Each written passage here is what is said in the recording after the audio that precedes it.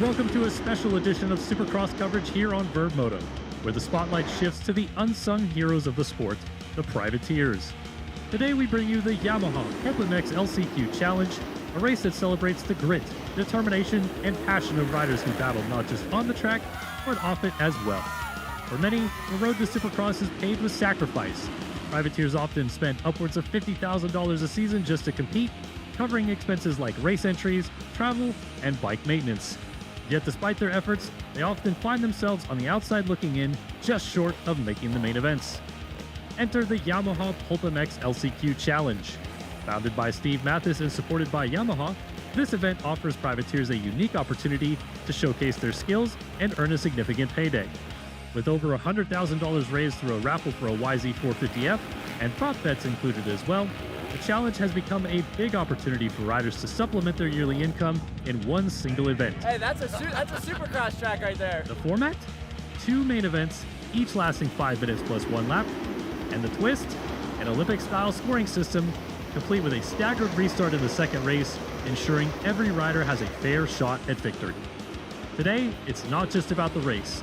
It's about giving back to those on the relentless pursuit of a dream. Get ready for the Yamaha PulpMX LCQ Challenge, where every lap tells a story and every rider walks away with a fistful of cash.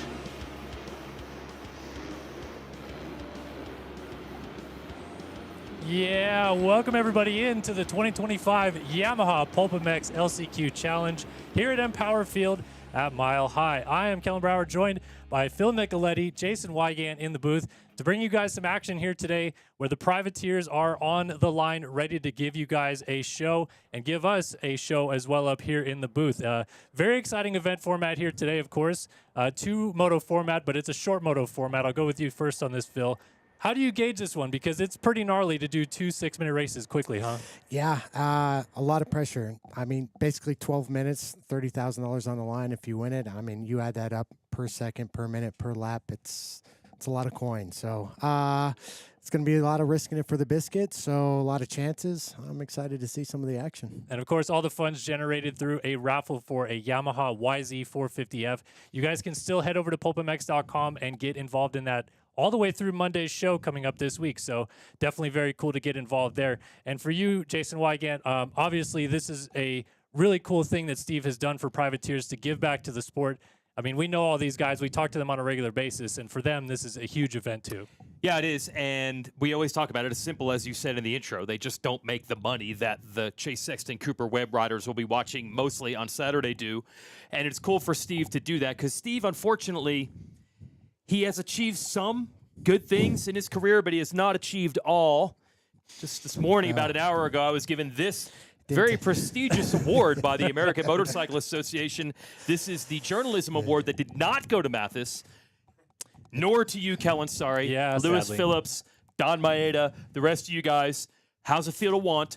So I'm glad that Steve has something that he can celebrate here, this race that Feld was dumb enough to let him do and actually take over the stadium on a Friday because he doesn't have the award. But props to Steve because he could have done whatever he wanted with the bike. Yamaha said, we'll give you a bike, come up with something cool. He came up with this, which puts a lot of money in the pockets of these guys. Yeah, I mean, I think he'll take $100,000 given to privateers over an award, but maybe not. Maybe he wish he had that award as well. He does. Trust me, he does. No, he definitely does. He does. So, yeah, we'll get to practice in a little bit. We'll also get to the 2-moto format that's coming up a little bit later. But before we do that, we want to show you guys some highlights from last year's event as well, so you guys can get an idea of what this race looked like a year ago, maybe build up into this show here tonight for 2025.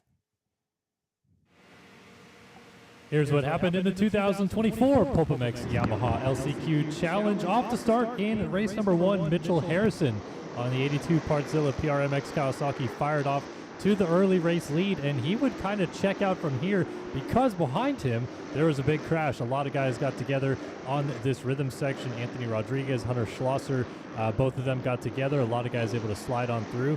And it was initially Jeremy Hand running up in second place on the 56 Honda, but Josh Hill on the number 44 machine was running him down. Hill would eventually get to the inside of Hand and make a nice pass to move up into second place. Too far gone, though, was Mitchell Harrison out front, and he was pretty much in cruise control from there, putting in the laps and got away in the 6-minute plus 1 lap main event number 1 to take the win there. Then it was on to the restart, in which we staggered the order, reversed them around. Will Hahn turned the 30-second card, and Hunter Schlosser, who crashed early in the race of race 1, got off to the early lead from there. A lot of jockeying for position for these guys early in the race as Mitchell Harrison puts a block pass on Josh Hill, trying to keep him behind as they obviously were battling through the field together. And then Schlosser led the first lap and a half or so before Anthony Rodriguez, who you see jumping through the whoops right there, would eventually get up there and take the lead away. Harrison was making good progress to the field, but it was actually Josh Hill who was making a little bit better progress. Here's Jeremy Hand going to work on Justin Starling. He was also trying to get into the top 10 as these guys were coming through the field together. And you see Hill just behind him also making some passes, trying to get up there as well. He's going to jump down the inside of here of Marshall Welton and make a pass. And then soon after that, he would go after Justin Starling just ahead of him. You can even see Jeremy Hand right behind him all the way through. There is that pass on Justin Starling.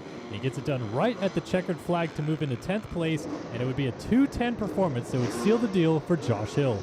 It's awesome to no longer be a one-time Supercross winner. To win this, I'm stoked. It's hard to make money doing this, and this event really is a cool thing and vital to keep the sport alive. So last year, over $25,000 raised for Josh Hill to get that win, but over $100,000 overall raised in the raffle, and we're pretty much at that number again. Welcome in Race Tech's Chris Riesenberg in the studio with us. Great to have Checkers here. But yeah, beyond just the raffle, there's so many other things that go into this as well. There's prop bets. There's sponsors getting involved and backing this as well and getting involved in those prop bets. And even you, obviously involved with Motocross the Game. Something cool coming from that today, huh? Yeah, so we just got approval actually for that the winner of the race today will get to design their own dream Supercross track. It'll come out in the upcoming title when it comes out in the fall. And they'll actually get a piece of money from that title as it sells for the life of the product. So they'll always be getting some residual income coming back in. So that'll be really, really sweet. Plus you get to see their dream track. Yeah, the dream track that maybe they'll build after they get a lot of money and build a pad or a Supercross layout somewhere here today. But obviously with Race Tech, you guys have been involved in a lot of privateers over the years. How has this race kind of given back to the sport in a way that Race Tech has been there and seen it as well, but this is a whole nother level too, right? Yeah, since when I came onto Race Tech, we went to this privateer proven model, and the reason was you get as many guys as you can get on the product that use all the different setups and combinations, and they also relate a lot more to the guy that's at home in the B class or the vet rider compared to a factory bike that's very, very focused on that rider. And so it gives us a lot more data. And then so what this has done with this race, it allows those guys to go racing more. It allows them to, guys, instead of doing half the series, they do the whole series. So they get points to make it to this race. It changes their lives. It really does. It is a huge income boost for them. Yeah, so we mentioned the prop bets a little bit and everybody that's involved with that. Funnily enough, a lot of the athletes also get involved in these prop bets as well. It's not just sponsors and things as well. We have a funny little clip here from the PulpMX show earlier this week where Cooper Webb even got involved in this as well.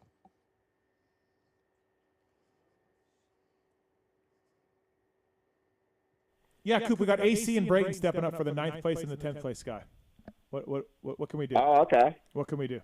I'll be honest with you. I know it's a great race, but I don't know much about it. Well, we can do. Let's do Top Yamaha. Why don't you do $200 to the Top Yamaha? I mean, sure, you can spare $200, Coop. I mean, like AC's throwing in 1,000. I didn't want to throw that to Coop, but. Let's go 200. Bro, why you got to do it like that? Because you're the cheapest millionaire I know. No, but okay. Whatever Phil throws in. How about that?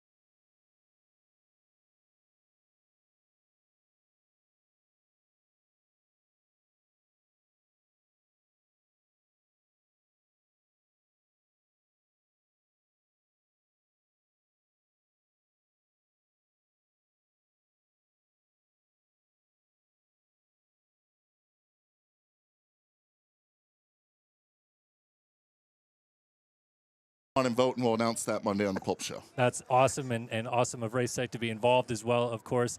For you, I'll throw it to you just quickly, Jason Wygant, on this. Of all the prop bets, though, that we see come across here and that these guys put up, you got a favorite picked out here today? Well, I even had to put in some of my own money, which is definitely not something I like to do. I felt like I was putting up a lot. I put up $100, but the current Supercross point leader did double what I put up, and I put it up for first mechanical problem of the race, because as Checkers knows, that is not my specialty. And I saw Juwan Cross actually back racing today. He's here for press day. He's not racing in this. But I did have to hand him the $100 2 years ago because he got last in this race. So we reunited. I gave him $100 cash at Salt Lake City. We'll see who takes it here. But it is cool. The whole thing is themed. Almost everyone picks, as you heard Steve say, 9th place is AC giving $1,000. Justin Brayton's giving it for 10th. Everyone comes up with a creative little trademark for the money. It's pretty cool. Yeah, for sure. Of course, you had to get Brayton in there, right?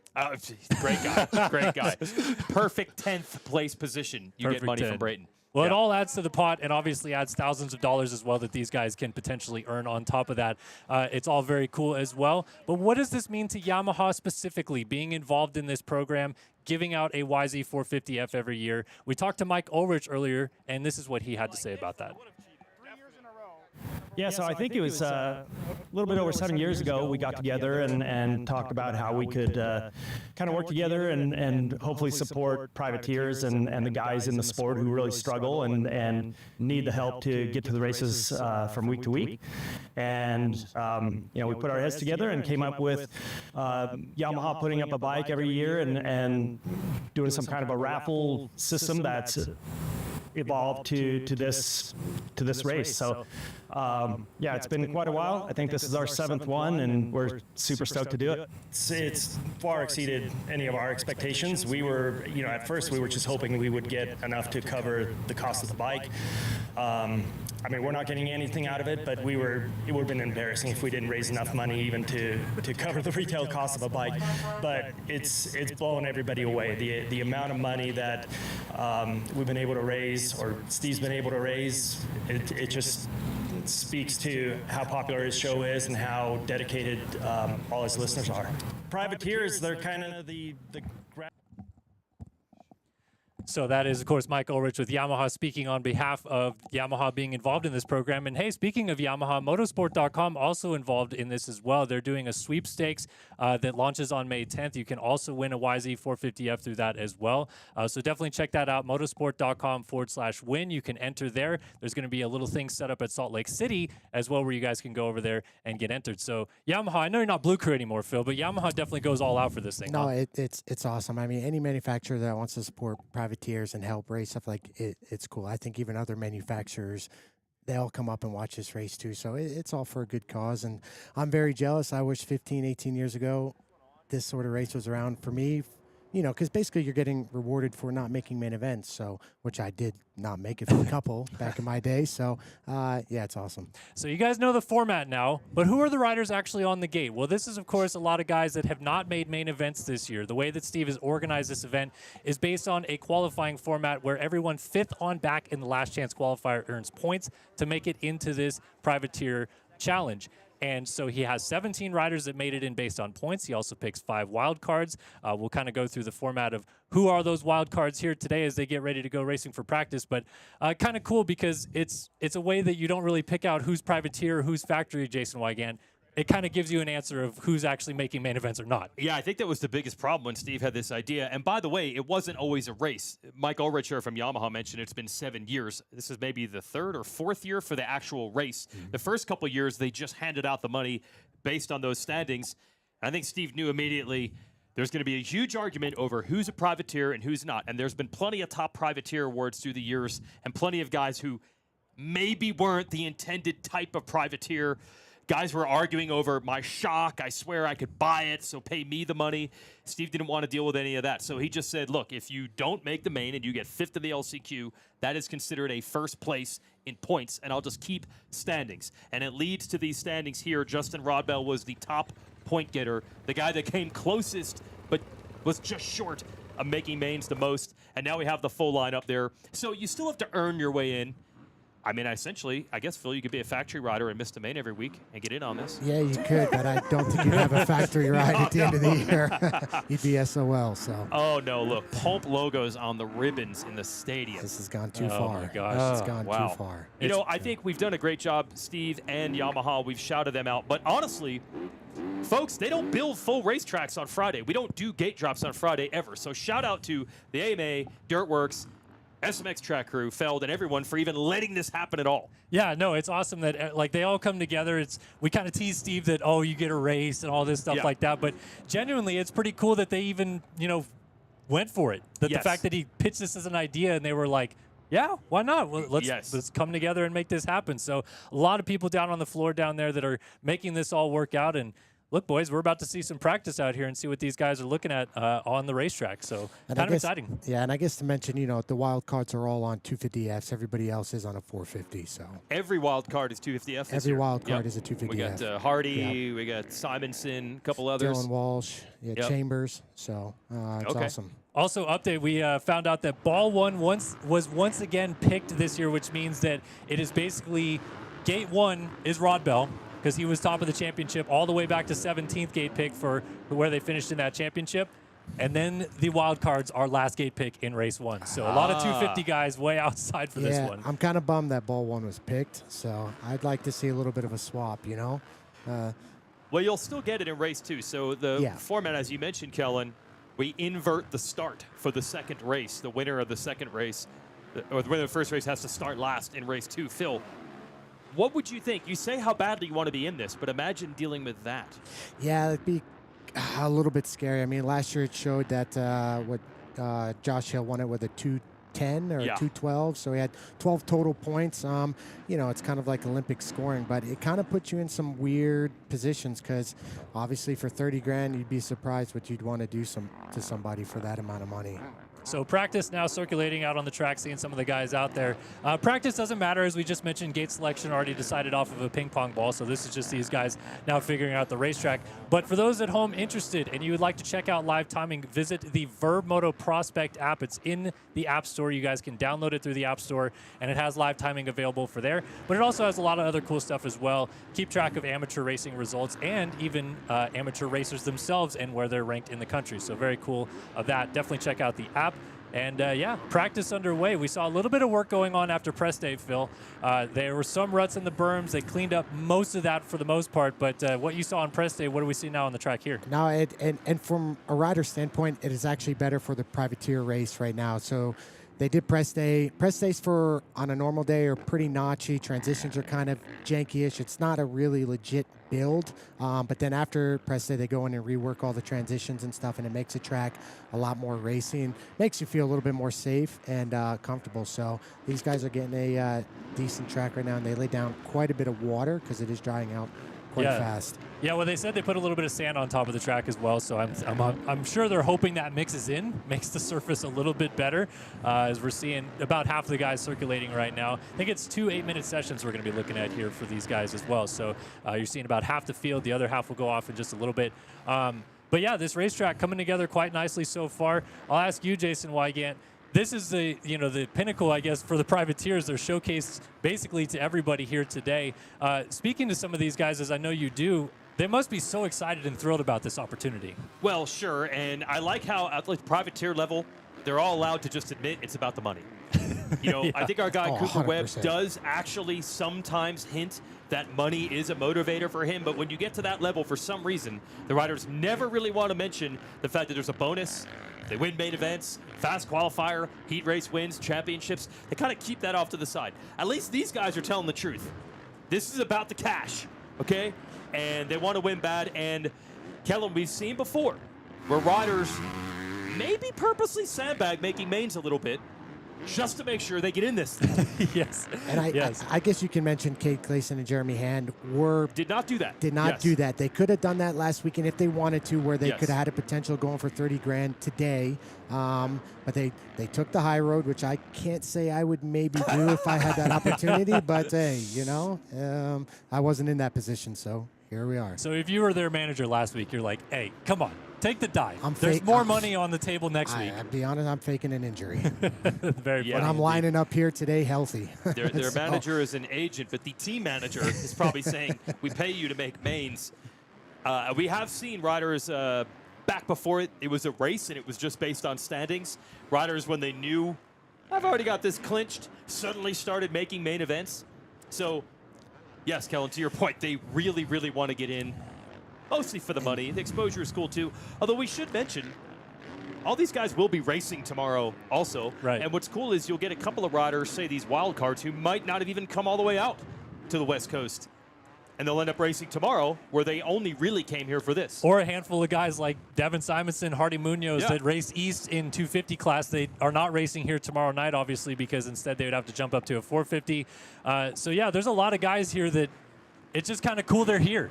Like, Yeah, it's nice yeah. that they've either made the journey or the trek across the country, or even in Club MX's case or Twisted Tea Suzuki's case, they let their guy, their paid-for guy, come out and actually do this, like Kyle Chisholm and Devin Simonson. So very cool indeed. Looks like so far Hunter Schlosser was the man up on top of the board running mid-58. I'm not sure if times have updated or not. Scott Meshy, Tristan Lane, Zach Williams, all up there so far. Phil, I'll ask you, the big question is, how are we looking in the whoops with all these guys? Anybody catching your eye yet here? No, not right now. I mean, it's you have to see come race time. So it's kind of a bummer because the corner before the whoops is quite one line. So I don't know how many passes are going to happen there.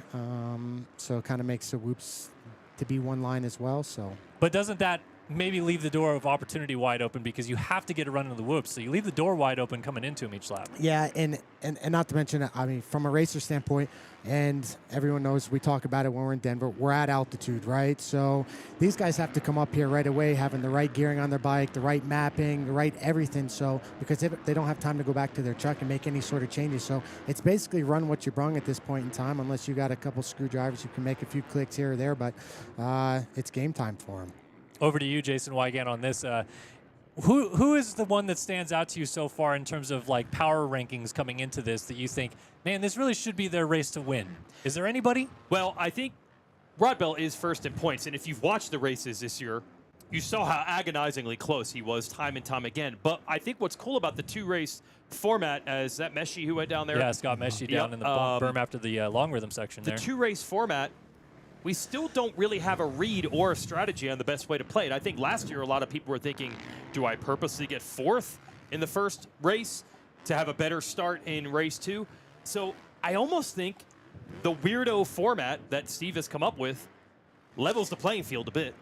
I mean, just going off past results from last year, 12 total points got you the overall, then 14th for second, and then so on down. But I think from 4th to 8th, which are big money-paying positions, I think a lot of them were tied between 18 and 17 points. So, yeah, it's going to be kind of crazy to see how they... Well, what the two-race format also did, I feel the previous year when it was one race, we talk about how badly these riders want the money, and I think Steve's goal was to have it race like an LCQ, guys taking each other out in the last lap.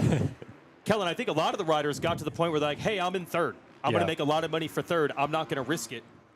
The two-race format, I don't think anyone knows where they are at that point. No, and I talked to a lot of guys in the pits here today already, and they're basically just like, I just am going to go as fast as I can for as long as I can, because you don't know the math, especially in the first race. It's just like, go win and let the cards fall as they may in the second race. Of course, you're going to have to start at the back if you win the first race, but rather that than not have any idea what's going on with getting a 7th in the first race and then who you're battling around moving forward in the second race. So, yeah, the strategies at play here are very interesting of who's going to do what and why. You know, but from myself, just because I've ridden for Club MX for many, many years, Devin Simonson, I think, for a wild card standpoint, has the best upper hand because Club's been coming to altitude in here for many, many years. So they have data from the past, especially for me. He's on a 250, bro. He's on a 250, but he'll have the best running 250 out there out of those guys. So I think that helps them a little bit because they can plug in the map from they had last year. They know exactly what gearing to go to. It's just all that stuff helps when you go down there and you're kind of just shooting in the dark. All right, so it looks like checkered flag is now out, and Jared Lesher on the two-stroke jumps up to the top of the board, 55.846. Is this a two-stroke track, Phil? I'd be honest, you mentioned who was hitting whoops pretty good. Lesher was actually okay. He was greasing the whoops pretty damn good. So. All right, so Lesher puts it P1. Looks like Dominic Thury jumps up to second right there at the end. Jack Chambers third, Hunter Schlosser fourth, and Tristan Lane rounding out our top 5. But, of course, this is all just basically to get these guys acclimated to the racetrack in practice. These qualifying times don't really matter in the end of it. I just love how we're talking mapping and then a guy in a carbureted two-stroke out there in the elevation getting it done. To me, this should work the opposite. He should be at a power disadvantage, and here more so than ever. Yeah, so what I just said before, just block it all out. None of it makes sense. Wow. I mean, come on, Phil. I thought you were supposed to be the expert analyst up here. You're not really providing that for us.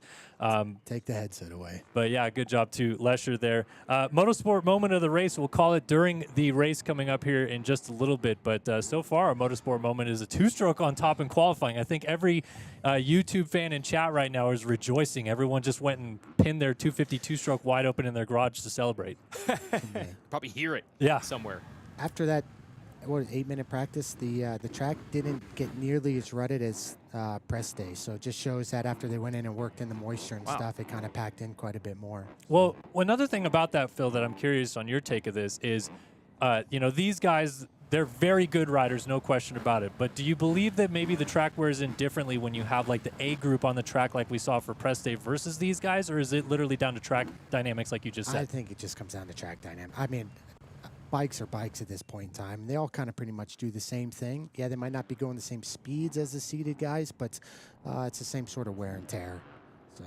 All right, the second session coming up right here. Looks like we got Grant Harlan, Anthony Rodriguez. Hey, Jerry Robin, I should say. Kyle Chisholm is in this race, but he looks like Jerry Robin. He's wearing Jerry Robin's jersey, number and name on the back of his Liat gear there, and then wearing the number 77 as well. Really cool thing that Kyle Chisholm is doing here today, coming out to race. Obviously, Jerry got hurt a few weeks ago in East Rutherford, and every dime that Chiz makes here today is going to go to Jerry Robbins. So that's pretty cool for Chiz to come out here and do this. Yep, and I think Chiz understands, and he's done this race before 2 years ago, and he's won this race. So he's just, I think it's awesome that he's giving back and putting in. And not only that, but it is still a risk for Chiz to come do this. You know, like people got to realize that as well. Like he's going for SMX money and stuff. So, I mean. Yeah, he wants to play it safe, but at the same time earn as much money as he can for Jerry. But there's always a risk riding a Supercross track. There is, but on the flip side, he does get like an extra practice here today too, right? Like he gets to roll in tomorrow with the track dialed in a little bit. I think after 20 years riding a Supercross track, I don't think it really matters for He knows what's going on. So Kyle Chisholm going to lead them around. We got Kevin Moran's there on the number 146 machine. Like we said, Harlan, Hardy Munoz, Devin Simonson, Dylan Walsh here today. And Walsh actually got in as a wild card spot as well because he's got a Lewis Sucks. Our buddy Lewis Phillips. Lewis Sucks butt patch on the 7 gear for I'll have to Dylan agree Walsh. with Walsh. He's going to be my teammate up in Canada, so at least we can agree on something right off the bat. Okay, right. Lewis does, hitting it off already. Yes, Lewis does suck. Oh, man.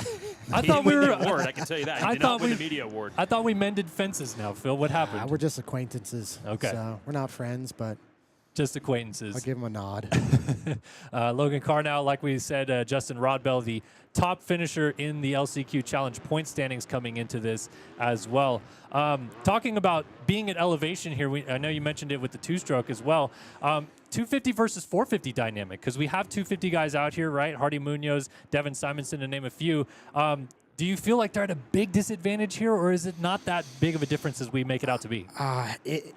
Honestly, it's almost the same as if it would be at sea level. I mean, you lose the same amount of percentage, I would assume, from 250 to 450. But, I mean, at this point, to get some of the jumps and get off the gate, you can't go against a 450. But I don't think the track is overly technical to where a 250 can't do some of the jumps that a 450 does. So I think they'll be okay. Well, of the 250 riders, like we said, Hardy Munoz, Devin Simonson, Jack Chambers is here, and then Dylan Walsh, who we mentioned as well.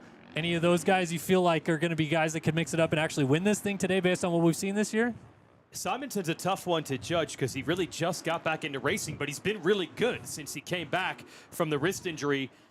But my eyes are going to be on Hardy Munoz, and I don't even know from a results standpoint, just from a sending it standpoint, he's my son's favorite rider out there. You got to keep your eyes on the 87, who wise to the Verb crew. They actually got the camera on him right now. This should be really fun to see what hard he can do, because he's definitely going to go for it. I guarantee you that. Listen, I've been Munoz before in my career. You called it. You've been chillied. Yeah, I've been chillied. I'll never forget Indianapolis 2022. You were crushing the whoops. You passed him in LCQ. You had him handled, and then what happened? I fell asleep at the switch. I got chillied. I don't know. You got chillied. That race haunts me. And then 4 years later, still get nightmares about it. We're still bringing it up. So I like the 250 guys being in there. Another guy I think to watch is going to be our guy Marshall Welton, who I can never figure out which week, which class he's going to be in. Yeah. He's been a little bit of both. We know he can ride well. He should be one of, if not the top guy in this, depending on what Marsh we get. I don't know. I rip Marshall apart pretty hard during the weeks because I want to know what's happening to him on Saturdays. But he did find out he was running some stuff on a practice bike that he wasn't running on his race bike, which has a lot to do with setup, which he finally figured that out last weekend, which is 14 rounds into Supercross. So, and last weekend was his best weekend of the year from a riding standpoint. But I think Marsh can shake and bake out here today, so he can use the money. So the Marsh we know and expect is finally here. It's finally starting to come around. Yeah. Good timing. Better late than never. Yeah, man. Good timing. Better late than never. Yeah. Hey, thanks to Fox Factory Vehicles. Find your dream vehicle today from foxfactoryvehicles.com and follow them on social at Fox Factory Vehicles to see the latest lineup from their incredible vehicles lineup that they have. So thanks to them. So we've got a few minutes left here in this practice session. And then these guys go racing as Hardy's already just going for full send mode right now. And Chiz taking a little bit of time there in the pits to check some stuff out, doing maybe some start practice. Man, this is also another thing to think about here, Phil. These guys only get basically one session, and then we got to go racing. How gnarly is that? I'd be doing exactly what Chiz is doing right now, doing as many starts as possible, because at the end of the day, that's what it's going to come down to. The track looks somewhat one-lined, and like Chiz does, kind of a veteran, he knows what's most important. So the race is won and lost on that starting gate right now. Do you feel like in an 8-minute session that you actually learn the track? Like you know what the lines that you're going to be racing on are? I mean, not really. Okay. You know, I mean, you do to an extent, but 8 minutes is more just kind of like, it's basically a free practice for a normal Supercross, and then you get 2 more time ones till you go racing. So they're just basically getting a free practice, and then they're going out to bang bars. So I'm actually really surprised that more people aren't doing starts. I mean, but a guy like Chiz or even Moran's, who are already good starters, maybe they're confident enough they don't need to. You're right. Maybe they just are going to roll to the gate knowing what they've brought to the table here. Justin Starling just jumped to the top of the board, 55.166 for him. A little bit of a tenth of a second up there on Grant Harlan. So seeing some more of the familiar faces show their way to the front here in this PulpMX Yamaha LCQ Challenge. This is really nice to see how this track is shaped up, though, like you said, Phil. I mean, they definitely got the water into it because, I don't know, I know, Weege, I think you just got in here today, but it was raining last night here, and some people were concerned, are there going to be tarps on the track? And then, of course, it dries out like crazy here thanks to the wind. Durworks has actually done a pretty good job here. Yeah, and that's sand. I was surprised how much sand was on the track when I was walking it during press day earlier. Phil, you know, I walk the track because as a media guy, we really know what the real riding experience is like. I can tell from up here, you guys could probably think you could do all those jumps, no problem, too. It's so easy from 300 feet Everything away. looks so rounded and mellow. Oh, it's nothing. So Starling jumping to the top, as you mentioned, Kellen. So that's another contender there. As we watch the 146, that's Moran's, who is the good starter, as you mentioned, Phil. But I don't know. I don't think this practice times, it's not really getting us a feel for it. It's been all over. It is. I mean, 2-stroke topped the first session, so definitely not getting us a feel just yet. But like Phil said, it does seem like whoever the guys are that are going to get the starts in this race really will do the damage in the first race. But as we talked about with strategy, is that a good thing? Because they're going to get out front and lead, but then they have to be at the back in the second race. I think you got to take your best position in the first moto, and whatever happens in the second moto is where you're at. But if you can win or get second, at least you're going into the second moto with 1 or 2 points, and then the rest is history, and you kind of got to do the best you can. So you can't go in there banking on thinking you're going to go 4-4 and win the thing. I just don't think that's possible. Hey, as we mentioned, the raffle is still open, pulpmx.com/LCQ challenge. You guys can head over there, still raffle to win this YZ450F and get those numbers all the way up. Like we said, over $100,000. Going to be exciting to give away a big paycheck here today, but it just keeps going, man. There's a lot of people who will watch the race today, too. You might even see this race on YouTube this afternoon and then decide to go, get involved in the raffle there. Could win a bike, but at the very least, you're supporting privateers. Moran's went up by almost 0.6 of a second, which Wow. is kind of a big margin, because I have to think, those top 4 or 5 guys are all within the same talent pool, so half a second's a big deal. Yeah, that is a big marker at this point in time, like you said, because especially Harlan had just gotten right up there behind Starling, and now we're first guy into the 54-second range, 54.577 for Moran, so I mean, what'd you see there? Nah, Hardy's his send factor is unbelievable. I think if I had a little bit of that in me, I maybe would have done better in racing. Jump the jumps, Phil. Yeah, he's not afraid to jump the jumps. There's no doubt about it. No, or send the whoops. Yeah. Well, I mean, you got a first-hand look at it. You got to see it at Indianapolis that time, like right up close. Thanks for bringing it up again, Weege. Another dagger to the heart. Oh, man, I think you better watch out. I mean, Phil might open the window to this booth right here and throw you overboard here, Weege. Checkered flag out in this session, though, so second qualifying or practice session done here, and then we're going to move into the racing here in just a moment. We're going to have a little bit of an opening ceremonies. I guess that we're playing Creed, My Sacrifice again, thanks to Steve for doing that. We're not doing the two-stroke Creed song? I would like, can we have that as part of the broadcast? Said no. I was really upset. He mustn't realize I have this big trophy here. Jeez, man. No respect. Honestly, it's a measure of how good you are as a talent, Weege, that somehow that video is out online from last year, and you still won the award for Best Media Member. Yeah, you think that might have disqualified me. Well, yeah, I might have brought it down. They're like, but there's that. But there's that. It just sounded just like Lesher's bike. Yeah, well, I mean, Lesher looking good, too, so far today, man. Well, I think we're seeing out of the two groups, though, these are the more guys that are right on the bubble each week. This second group that was just out, Moran, Starling, Harlan. Harlan, how is he even in this? How's Harlan even in this? Yeah, if you tell Harlan at Anaheim 1 you're going to be in this thing, he's not even pumped on it. Pumped on the money. Yeah, I mean, last year, obviously, Grant came back last year from a pretty bad pelvis injury. Yeah.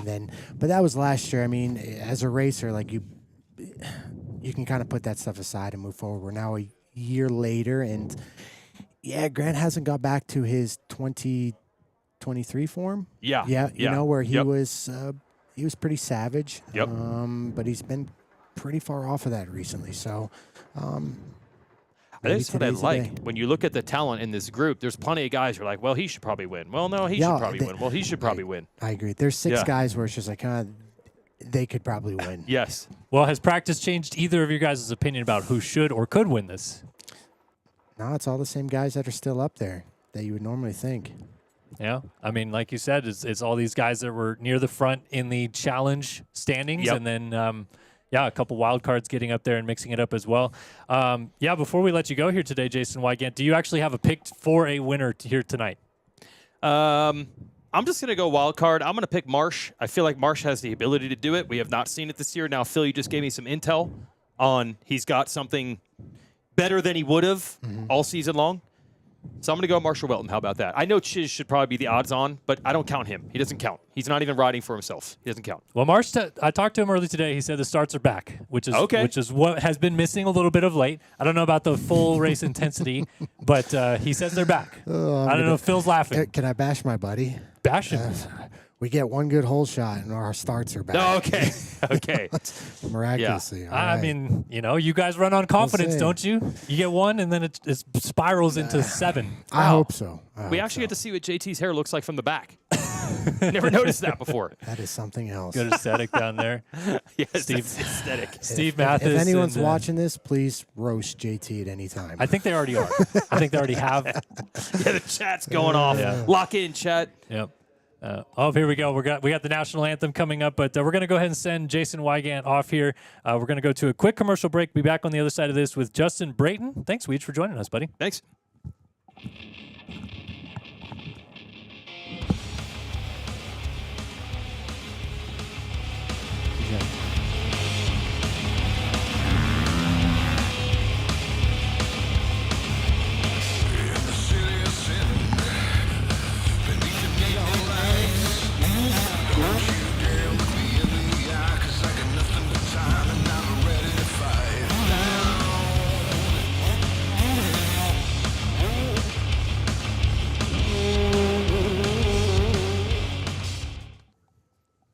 thanks to Guts Racing for backing us as well. We got the Pulp25 code to save with Guts Racing, so shout out to them for jumping on board. We welcome our fourth member of the broadcast booth here this evening, or this afternoon, I should say. Justin Brayton up here joining us, and great to have you, JB. How are you doing today, buddy? Man, great to be here. This is going to be so much fun to watch, and good to see Phil. Good to see Phil in the booth. Like, what? My palms are sweaty. I'm freaking out. It's more nervous up here than a 450 main event. So, yeah, I'm struggling a little bit, but we're hanging in there. And how about the boys on their only 8-minute session, right? 8 minutes straight into racing. That's got to be pretty tough. Yeah, I don't know if I'd like that. I need some time to get going, you know what I'm Takes saying? the old man a little bit of time to warm up, huh? Yeah, but there's no 3-ins out there, so I'm happy No, about I that. see a couple. There could be. I don't see I see any, a so couple. there's a difference between me and you, but I just see some doubles, so I'm good. Could you handle that, JB? 8 minutes of practice right into a race. Yeah, I'm honestly I would like that because typically walking the track, you kind of know what jumps you're going to do. Phil doesn't see 3-ins like he said. I like the 3-ins. So, yeah, the hardest part is going to be going out there all in for the 6 minutes. Like typically we get obviously the qualifying through the day, and then you get that break. And then the heat race for me is always the hardest part of the day because you're just like full max heart rate, and you're like, how am I going to do 20 minutes later on tonight? Well, these guys have to turn around and do 6 minutes again. You know, invert the feel. Like it's going to be a lot of fun, but it's going to be tough. It is going to be tough indeed, and it's going to be exciting. We're going to go racing here in about 8 minutes or so time. Just asked Jason Wygant before he walked out of here, but do you have a favorite going in tonight? Well, the thing I think about is I like Moran's because of starts, and I think he'll get a great start in that first one. The second one, it's so difficult because how quick can you make passes? Can you do a rhythm land that no one else is doing? Can you get up the inside of somebody in the whoops? So, I don't know. I just like Moran's because of that first race start. But, I mean, kind of anybody's race, really. From a racer standpoint, you always think, like, before I go out there, I think of, like, 3 passing spots, you know? And this is real crucial, especially with the inverted start. So if I'm a guy that capable of qualifying top 5, you know, being top 5, like you're going to have 3 solid spots where you can make moves if you got to start 20th. So hopefully they thought about that. Where are they at? You think whoops? Whoops is one of them, right? You get up the inside, maybe come out of that turn, get to the right side. Yeah, of them in the maybe whoops. get close enough after the finish line. Yeah. You know, cut underneath up the straightaway. So it's going to be hard after the on-off. Again, I'm not racing, so I really didn't focus on it. But I'm just saying, you're going to need some spots out there to pass somewhere. Well, there are a lot of bowl corners on this track. That obviously opens up passing opportunities. And then when you get these guys reset after that first race and there's still close quarters in racing, we might see guys just dive bomb, right, to get a better position right off the get-go. Yeah, I mean, you have to go for it. There's so much money on the line, you have to go for it. And another thing, Phil, typically hard-packed soil here, right? The dirt's pretty good right now. It looks like they brought in some sand, kind of mix it up. So to Kellen's point, I think you are going to be able to cut down, maybe rail some berms, maybe like you wouldn't be able to typically here in Denver. Like I said earlier, like press day got pretty rutted and gnarly, but after they went in and reworked it and stuff, it didn't look like it got as rutted as after they did their 2 practices. So I don't know. I think it's going to be a little tough, but I think people are going to be trying to run it in on them, on other people and stuff. So I think today we see a couple mistakes. I mean, look at this. We're getting even a little bit of track work in right before the main events begin here for these two guys, or for these guys in these 2 moto formats. So, yeah, the track is maybe going to be even a little bit better again. They're already refreshing it up for these guys out there. And another kicker, I'm thinking, the first corner hasn't been ridden either. You know, so it's no dirt bikes have went around it. So I'm curious to see how 20 guys coming into there not really thinking about it. Yeah, that's a great point. But also, we're at altitude. So do you start in first gear or do you start in second gear? That's up in the air. The guys have yet to do starts. So there's so many things up in the air, and that's why I don't think you've seen 3-ins yet. Second gear is maybe not quite enough. Is first gear going to run out? For me personally, riding up here at altitude, it was always tough. Like, it took me a practice session or 2 to get used to the motorcycle. I don't know what it was like for you, Phil, but that could be another thing these guys are dealing with. Well, is first or second gear, do you have a preferred option for both of you guys off the start here in elevation? I personally always went second, just because first gear, it's just too much of a shift, too quick. And if it's a little bit hard pack and slick outside, you end up spinning faster. At least second kind of gets you clear a little bit. So, but like I was saying, JB, these guys, they had 8 minutes and then they go straight into the race. Normally we get to go back if you want to go up a tooth and gearing or change mapping or this. It's literally run what you brung and you're stuck with it, you know? So curious to see. But I mean, you've raced formats like that all over the world, right? Where it's like you just have to go to the gate, restart it again. And I mean, how do you mentally refocus for something like that too? Well, typically it's not as difficult as it is here because, like Phil said, if you go to a normal race, you know you're running a 50-tooth rear sprocket. You know exactly what gear you're going to start in.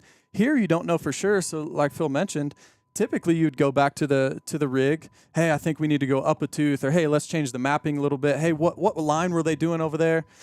They don't get a chance to do that here. And I really think that's going to come into play with the start being so crucial here in this first main event and not knowing for sure. I'm with you, Phil. I would prefer second gear, but sometimes off that metal gray, I mean, they've probably tried practice starts, obviously all week, maybe detune the bike a little bit. I heard guys this week maybe changing the mapping to try to slow their bikes down just to try and get used to that less power, but there's nothing like being here at altitude. Like I mentioned earlier, JB, like, if it's you and me, and I'm down to you have 8 minutes, yeah, you got to figure out the track, but I'd be down there banging out starts left and right because that's where it's won for 6 minutes.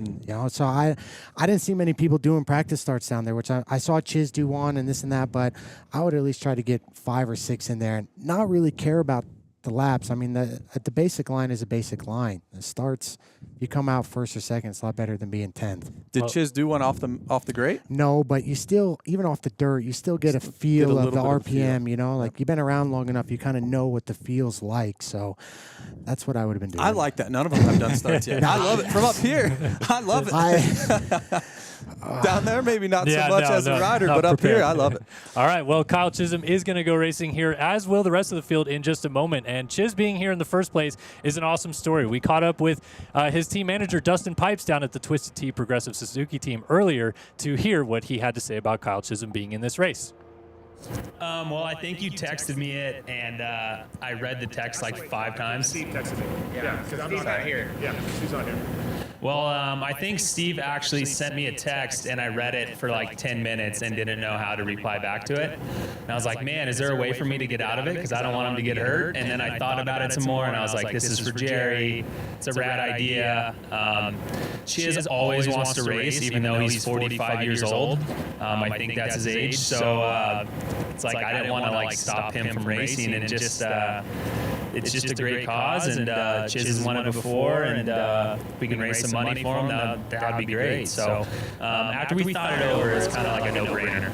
Yeah, I didn't even tell the sponsors, so they don't even know he's doing it yet, but they'll find out today. Yeah, I think the fact that Chiz has won so many races, being in the last chance and stuff, I think it, I hope it'll work out well for him. I think the 6 minutes plus 2, that's kind of his like niche, I would like to say. So just like him being smart, him being a veteran, and hopefully he gets a good result the first one, and he can be smart and work his way through the pack. I definitely want to see him win. If not, get on the box, because I think raising a big amount of money just for Jerry, the work that Steve and Pulp has done, the guys at Verb, just putting this on, and the amount that they raise for the guys that are racing just is a really, really big deal. And obviously, with what Jerry's going through, we want to help him out.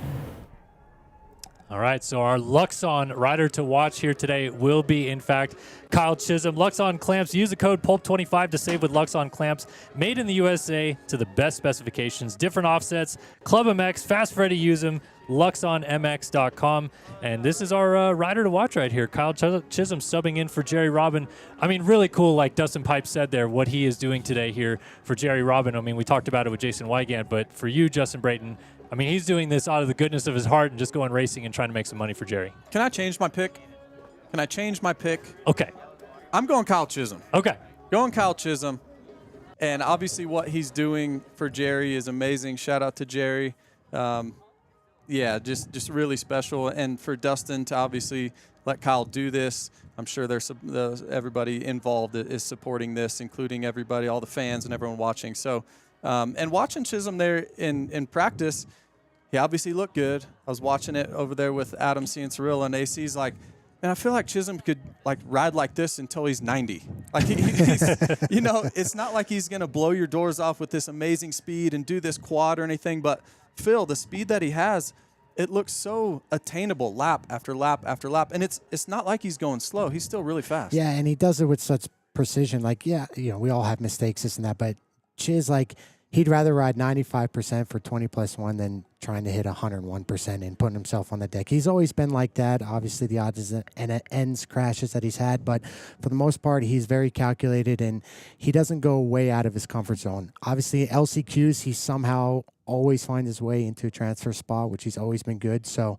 I like his starting spot, to be honest with you. Yeah? I like the outside a little bit more just because of that berm after the finish line, how it makes the first corner super tight. And I don't know if I'd want to be on the inside, to be honest. I was going to ask you about that because he's subbing in for Jerry, obviously. I think Jerry ended up 14th or 15th in the LCQ point standing. So, yeah, that forces him to 14th gate pick basically here today, and it works out well for him, you think? Yeah, I think just the way the first corner is going to flow around to the outside, and I think Chiz's bike's really good, and they have a bunch of data from the past few years at altitude, and Jamie from Twisted Developments does their engine, so I think they got a pretty good overall base map compared to most people on that starting line. There's Steve running the show down there, trying to make sure everyone knows that they're in their good spot, ready to go, and I mean, we talked about it already a little bit, JB, but what Steve's done here for these privateers, I mean, it has to be commended, right? Oh, no doubt about it. Yeah, huge shout out to obviously Steve for doing this, but all the PulpMX fans that donate, and it's so cool for these privateers. Steve's been a big fan of the privateers for a long time,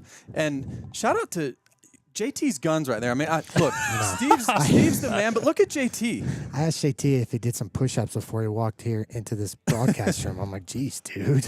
Look at those things, just ripping that Fly Racing shirt.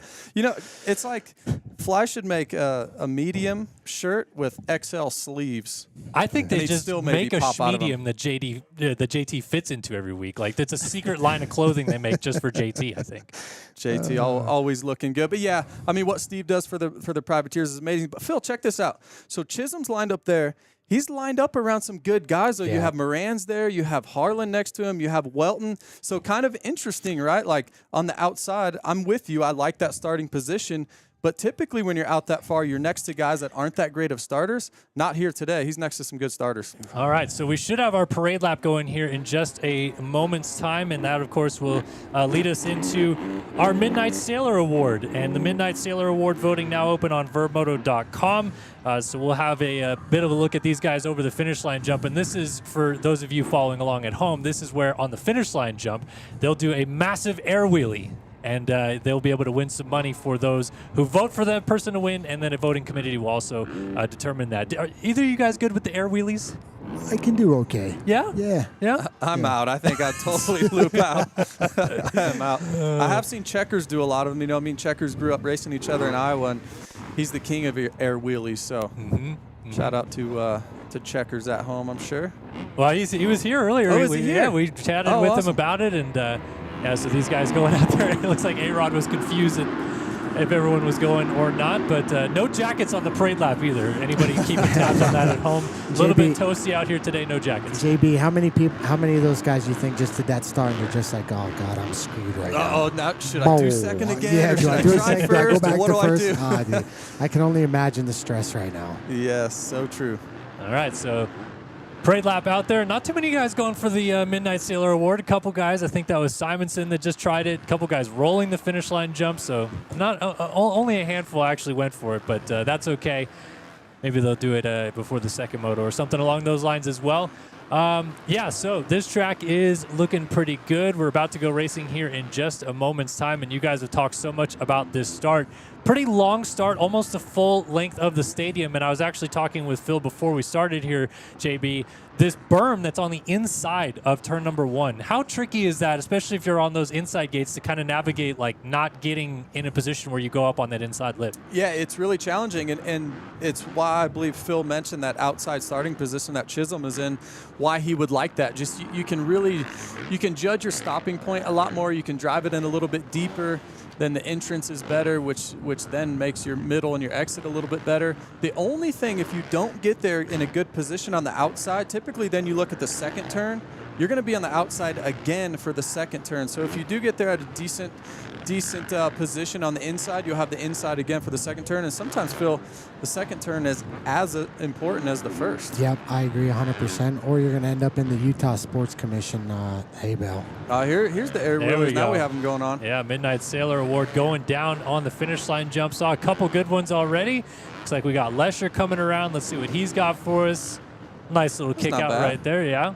You guys can live vote this if you want. I mean, give your opinions. Who's looking sharp out there? Simonson, pretty solid. Look at Chiz. Chiz has even got some good one. Got a little Bubba Polly action right there. Dylan Walsh going over the finish line. That was Rod Bell with a little bit of style. A little flair right there. Scott Meshy. Nice, leaning forward on the bike. These guys are definitely going for it. Little no-footer there for Munoz. If there wasn't a corner directly after it, it might give them a little more wiggle room. But if you get a little loosey-goosey, you're going to be whisking over the Dunlop. That one was pretty solid. It almost Dominic Thury almost yard sailed afterwards right there, trying to corral it back together. So I feel like Simonson's maybe. Yeah, that wasn't too bad there. Simonson, I think he gets my vote. Phil, got a vote? There's so many here. I don't even know. I'm going to go Thury. All right, Thury. Phil's got a vote for Thury right there. And then you guys as well can vote online, so definitely check that out. That would be over at Vurbmoto.com. I believe you guys can get up there and vote. All right, starts coming up here in just a minute. It is Get Nervous time here in the PulpMX LCQ Challenge. And here's your starting order. Rod Bell, Meshy, Lane, Carnow, Schlosser, Starling, Welton, Lesher, Williams, Rodriguez, Leitzel, Harlan, Chiz, a.k.a. Jerry Robin today, Morans, Pauly, Kozad, Greco, Chambers, Munoz, Thury, Walsh, and Simonson. So you got Chiz, JB. Yep. And you're thinking Marsh? You're biased, dude. No, I didn't know. I didn't even. Cool. No, listen, I'm harsh on Marsh. I want Simonson. On a 250? Yeah. I don't know, man. On a 250, I know that's going to be a great rider. Remember, outside gate. No, Devin's way inside. Oh, he did. He got a sneaky inside one there. You know, but I don't know, JB. I know you're my buddy and all, but for about $30,000, I'd be punting you back. I'd punt you back to Iowa. Honestly, I wouldn't blame you. I would not. You'd wake up laying in a cornfield wondering what happened. Oh, man. All right. So we are just about ready to go racing. A little bit of tunes going on inside of the stadium. I can't hear what we're actually playing right now. There's the whole shot line, though. Important, obviously, to get off the gate, get out to the whole shot in this one, as you guys have mentioned a few times. And this is going to be a good one. Motorsport moment of the race. We'll call it as well as we see it during the race. If you guys got one that jumps off the page at you, there we go. Now the Creed is ripping through the stadium. And this is Steve's jam right here. Do you think these guys are more nervous right now because for this race than, like, let's say a 450 actual LCQ? Yes. Yes, 100%, right? Well, let's be honest. Like, I don't want to say life-changing money. Yeah. This could change their whole year. Yeah. This could change 2025 for any of these racers on the line right here. So for sure, there's a lot on the line. And I just go back to thinking of a guy like Jeremy Hand who does Supercross, motocross, and SMX. Like a guy like Marsh, like a lot of points for SMX stuff comes from outdoors. You know, so Marsh still has a potential chance of racing the last three of the SMX races, where Jeremy Hand's out on $30,000, where Marsh could potentially still make $30,000 plus the SMX money. So, well, we're talking around $30K, Phil. Yeah. To make $30K tomorrow night, you're gonna have to be second place in a 450 main event. Really? Is it second? Is that how much the salary? I don't even know. There, that's the quality that you would have to be at tomorrow. It probably around 50K or so for second in the 450 class, but still, like there's a lot of money here. This is gonna be fun to watch. All right, here we go. 30 card is up, and the nerves are fully set in for these guys on the gate. 6 minutes plus a lap for race one. Then we stop it, invert them, and send them off again. 30 card is sideways, revs are up. Let's go racing in the PulpMX LCQ Challenge. Coming from the outside, Harlan. Scott Meshy up the inside with Harlan to the outside. Who's going to get there first? Meshy by a nose is going to get there on the 411. Harlan to the outside's right alongside of him, but it is going to be Scott Meshy who leads early on. Chiz up the inside trying to make a move on the 77. How about Harlan over the finish line jump? Is he going to shoot into the race lead right here? He is. Grant Harlan to the race lead. Chiz trying to fight back to the outside, but it's Hard Dog out front. Harlan out front right now. Chisholm in second. Watch when they come to the whoop section. Kyle Chisholm was crushing the whoops earlier today in practice. He might just go around him in this rhythm lane, Phil. Yeah, he got a triple there in the rhythm lane. And Harlan goes down. Oh, no. Front end tuck there for Grant Harlan, and he is going to watch the whole field go by. Those slick conditions from the moisture coming up, like you said, Phil, already at play. So Chisholm out front early on in this one as Kevin Moranz, moves into second place around Scott Meshy. You got Hunter Schlosser up there in the 4th spot, Bubba Pauly in 5th, and then Simonson, the first 250 rider, in 6th. But Chiz already opened up a little bit of a gap out front.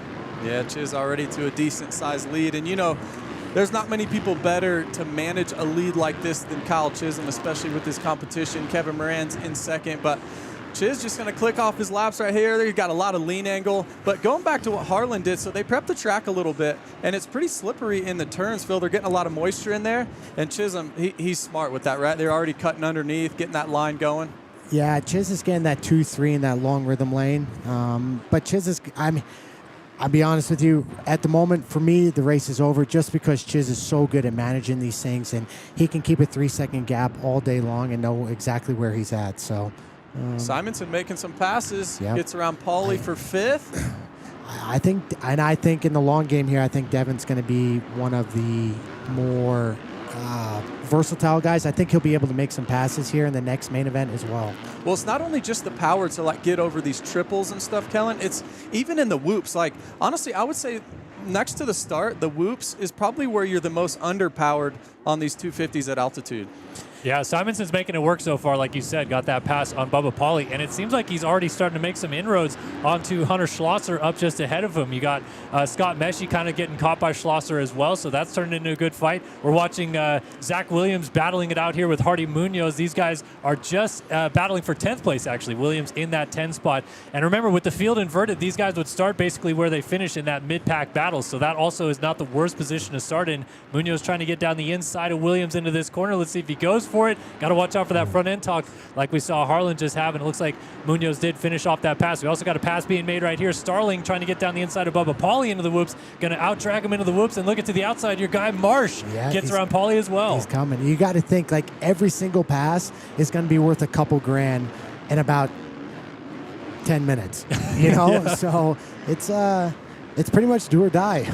How about Rodriguez now making the pass on Pauly as well? And Rodriguez, he's been fast all season long. Marsh, he's got some company right now. Yeah, this is turning into a bit of a freight train right here because Rodriguez is also bringing Hardy Munoz with him, who just got around Bubba Pauly as well. So this is a fantastic fight we're watching on screen here for 6th place. Definitely the top 5 kind of opening up a little bit of a gap, but Starling leading this freight train. Marshall Welton got Anthony Rodriguez, Hardy Munoz, then a little bit back of that, also getting around Zach Williams, moved around Bubba Pauly, who's working his way back a little bit. But good fight right here. Who's got the upper hand, though, of this battle, you guys think? I think Starling looks pretty good out front.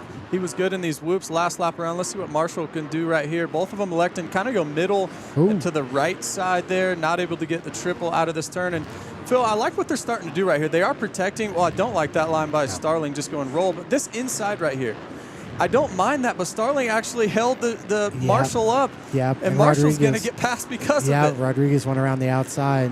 Can't follow the leader, Marsh Dog. But low-key, Munoz is one of the better ones in the whoops. I kind of looked off screen, cheated a little bit, but Marsh pass. There it is. Marshall Welton gets them both.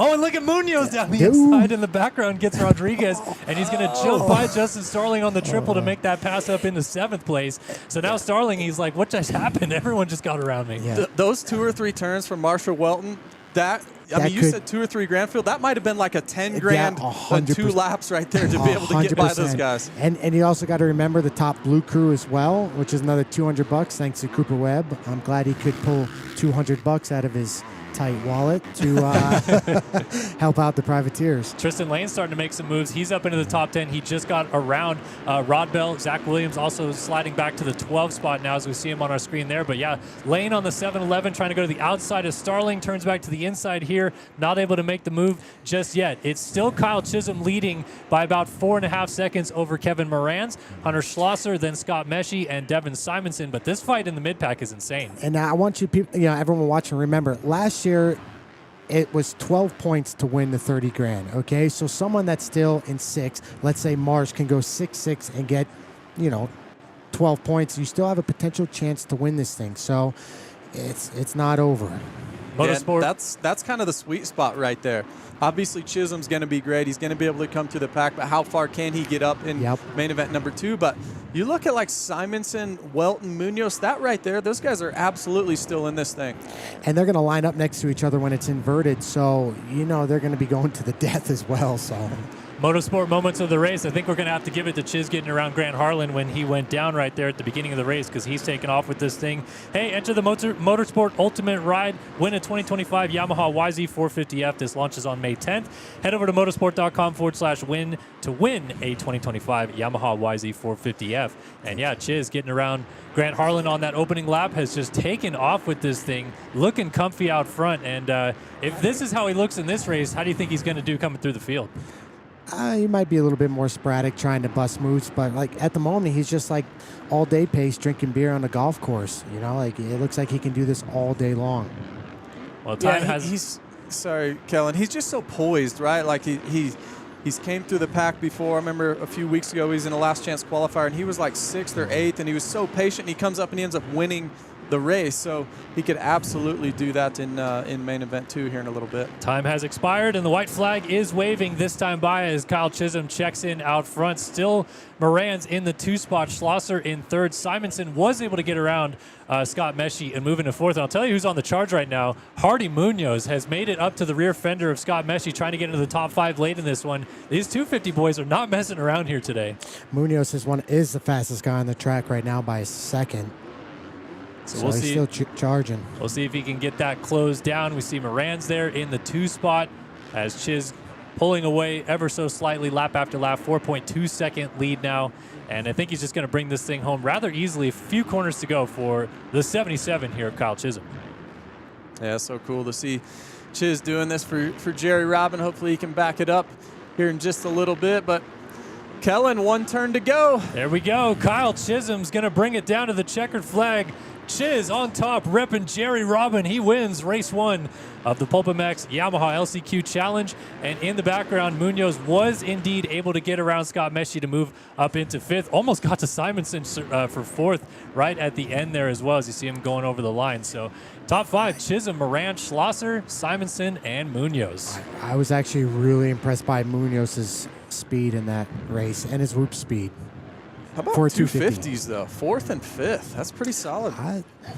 Legit.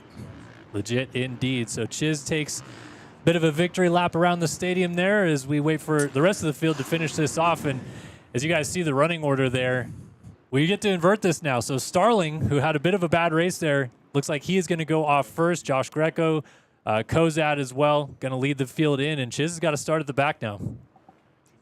Going to be fun. Yeah, no doubt about it. Kyle Chisholm starting at the back. And I like where a guy like Hardy is. We mentioned it earlier, Phil, but right there in that 5th place position, he's not going to have to pass guys like Chisholm and Moran's. And then his biggest deficit would have been that main 1 off the start, right? Yep. And you said his whoop speed is good. He's carrying a ton of entry speed into those whoops. So if he's got the most speed, he's not quite as back of the pack as a guy like Chisholm and Moran's. This could be Munoz. And from a racer standpoint, Munoz is the only one that was really passed. Chiz hasn't passed anybody. Yep. Guts Racing bringing you guys the podium interviews here today, and JT looks like he's down there with Kyle Chisholm.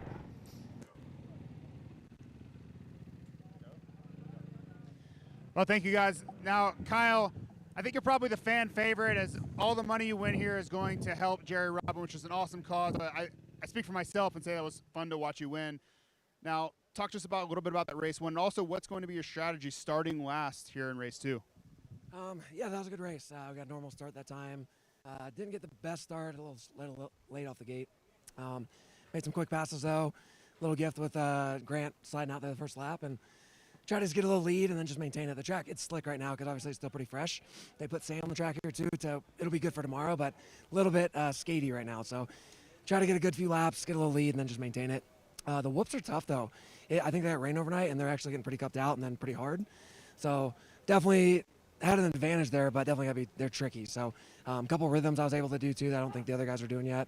So that helped me for sure. But, yeah, the second moto, it's going to be tricky. So I did the announcing last year up with Cade, and it was fun to watch. I don't know how fun it's going to be to race it like this.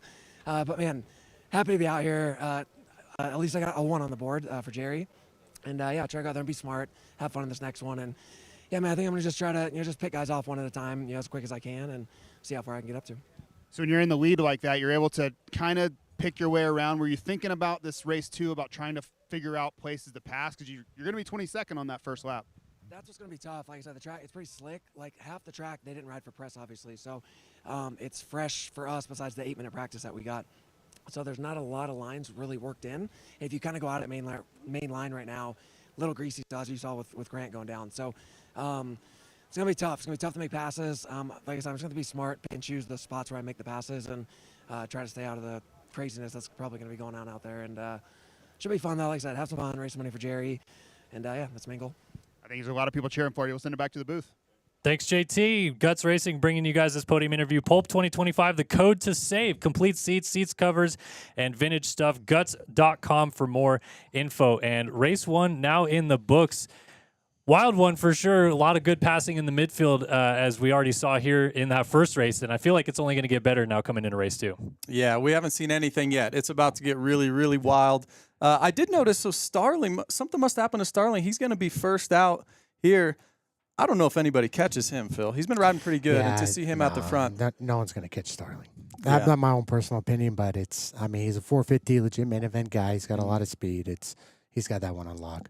And how about those 250 guys, right? Coming through from not so good starts from either outside or far inside gate picks for Devin Simonson's case. They end up 4th and 5th in this race, those two guys. So seems like they're able to make passes through to get through the field. Can they do it again in race 2? Do we have a one to watch? Is there any sort of award for one to watch? Because Hardy's going to be the one to watch. Look, keep all eyes on Hardy this entire main event. That's going to be the one to watch. And he's ripping. Like, to Phil's point, he's going really fast, but there's going to be a few moments in between there somewhere. Yeah, and again, like JT as Chiz, he didn't pass anybody out there. Hardy and the other 250 and Devin, they already have all their passing points. They know where they can push the limits, inside the corners where it's a bit muddy and stuff. So I'm curious to see where Chiz can get to, vice versa, where Hardy can get to. So we'll see. I think, again, 12 points won it last year. Is it going to be the same thing this year? So we'll see. Well, you guys mentioned obviously Starling leading the field in, but all those guys at the back, we kind of briefly talked about it there for a minute. How quickly do you make passes if you're in their situation? Is it corner after corner you got to try to rip through these guys because it's such a short race? It's got to be every corner. Yeah, every corner have to for 6 minutes. I mean, because there are a couple corners, like the corner before the whoops. There are some passing spots where it's going pretty much one line where the on-offs are. It's just inside. So, yeah, I think we're going to see some paint rubbing out there. Some paint rubbing indeed, which is JB's forte. You come from the arena cross background a little bit, and you know what it's like to have to make quick passes like that. How do you mentally get into a mindset where you have to be that aggressive that fast too? Yeah, it's a great question, Kellen. And honestly, a lot of it's just there's so much on the line, right? There's so much money on the line for Kyle Chisholm. There's so much to benefit to Jerry. There's a lot on the line there. So I think you have to go for it. And like I said, maybe it's not life-changing money, but for sure their 2025 year has changed. If you can get top 3, top 5 here, put a bunch of money in the bank, I mean, that'll last you the whole year and maybe their biggest payday, for sure of the entire year, but maybe of their racing career. There's a lot of money on the line. One thing about Chisholm, obviously he's going to be trying to pass the best guys in the race right away. So if he can make some quick passes early, I mean, that'll totally change his race for the better. Yeah, well, both of you guys, I think, have experienced staggered starts in your career, right? So even that, how is that to kind of get lined up and see your closest competitors basically right in front of you? Because it's something that up until a few years ago, no one had ever experienced. Just talk about that as well. I personally, I think it keeps everything a lot tighter, where you think you have a gap on somebody, like the previous one, you have 2-3 second gap. But right now, everyone's going to be... Yeah, I really don't know how you manage it because for Chiz, he wants to do the best possible thing, but he can't throw it away either like Grant did trying to send it in a corner where he hasn't been for the past 6 minutes. So I'm curious to see where he can make it to. Yeah, that's another thing, right? Grant Harlan going down early. He was able to get into, trying to see what position, 11th. So Harlan 11th, that could be a little bit of a spoiler in this as well because we saw last year 210 won the overall for Josh Hill. If Harlan's on an 11, you flip the field, he's in front of all those guys as well. he could actually come up and maybe win this thing and spoil the whole thing. He's in this thing for sure. There's no doubt about it. If he could come to, let's say, second or third, put a low score on the board. I think Starling is that out front. Obviously, I don't think he's going to win it, the overall. But I just don't see anybody catching him with clear track, like Phil said. He's a main event guy. He's a great rider. He actually caught my eye earlier in practice today, just how well he was riding. So curious what happened. Maybe, and also there's not a lot of time. So if he did have a decent-sized crash, if his bike is banged up or anything, there's not time to fix it. So who knows exactly how he's feeling out there. But I like Harlan, Phil. I think he's going to go through the pack pretty quick. You think 11-1 will get it done? I don't think he gets a 1, but I think an 11-2. I don't think it gets it done, but I think it gets him some good money. 11-2, it'll be really close because I think the guys that are in front of him, I think he can pass. But again, when I look at that lineup, there's still some decent guys that ride really good between 1 and 9, 1 and 11. So, yeah, I don't know.